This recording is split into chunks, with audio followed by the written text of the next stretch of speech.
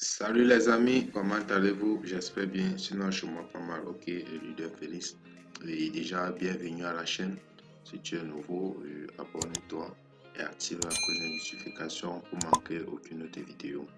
Ici, on parlait de trading, on parlait de crypto-monnaies, on parlait des finances décentralisées, on parlait de tout ce qui concerne l'argent. Et ensemble, nous faisons les décryptages des pépites et on essaie de voir quand est-ce entrer, quand est-ce sortir. C'est très important.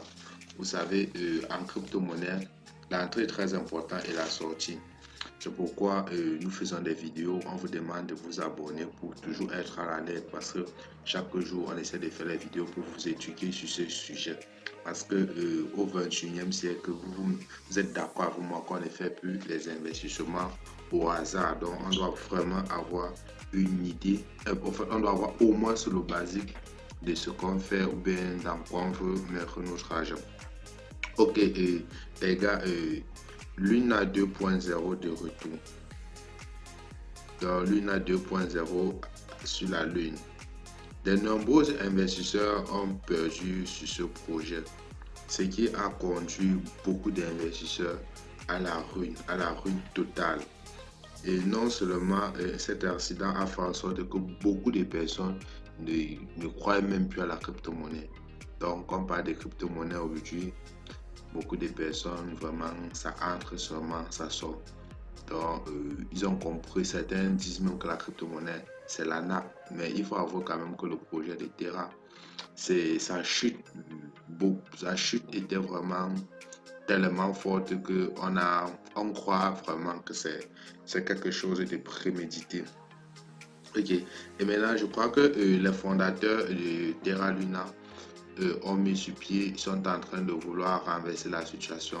Donc, ils sont en train ont mis sur pied un système pour pouvoir émédier à la situation, renverser la situation. Donc, je crois que l'écosystème a proposé le V2, donc la version 2 de Terra Luna. C'est quoi le Luna 2.0? Donc, le Luna 2.0 sera un nouveau jeton. Donc, ça sera un nouveau jeton créé pour pouvoir sauver l'écosystème. Donc, il y a eu le fork qui a été lancé depuis un bon bout et beaucoup d'investisseurs n'étaient vraiment pas trop d'accord sur le fait de créer une nouvelle blockchain. Donc, c'est une nouvelle blockchain qui a été créée, pas pour dire que l'ancien blockchain sera le nom. L'ancien blockchain va maintenant s'appeler Terra Classic. Donc, la nouvelle, ça serait Luna 2.0. Donc, c'est deux blockchains. Maintenant, sauf que la nouvelle blockchain serait il n'y aura plus de stablecoin.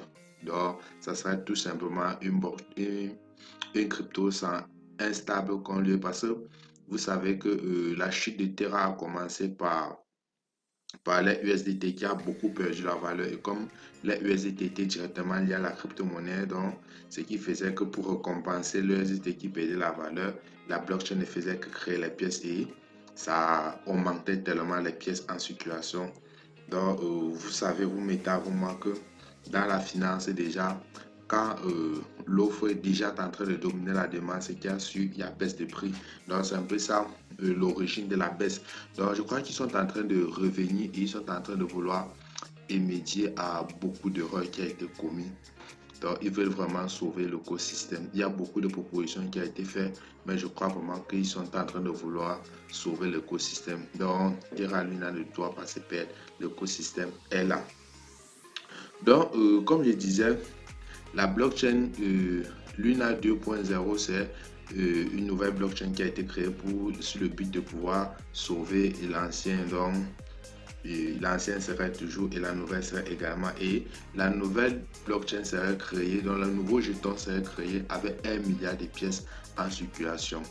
Donc, vous mettez à vous que l'objectif, c'est de pouvoir, s'il y avait la possibilité de réduire les pièces en circulation sur l'ancien token, ça demande beaucoup d'argent pour pouvoir faire un burn, mais je crois qu'ils sont en train de vouloir, ils ont programmé ça peut-être sur le long terme.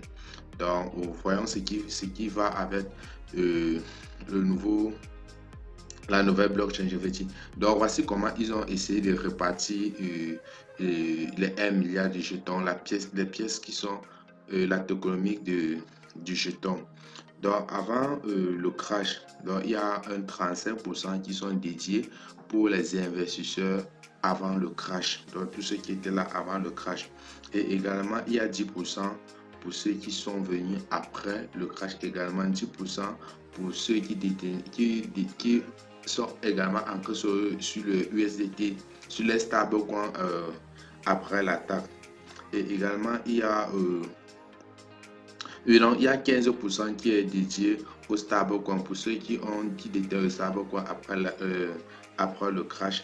Et également, il y a 30% pour la communauté et donc 10% pour les développeurs. Donc c'est un peu comme ça qu'ils ont un peu essayé de repartir et je crois que d'ici le 27, ça serait opérationnel la nouvelle blockchain si je crois bien. Donc il y a le vote qui était en cours. Dans le vote, on a finalement voté pour le 2.0, donc pour la nouvelle blockchain. Donc c'était un peu ça. Et il y a également un airdrop qui est en cours. Je crois que je vais faire une vidéo sur comment faire pour être légitime à ce airdrop. Donc les gars, c'était tout simplement une petite vidéo. Portez-vous bien et la suite au prochain numéro.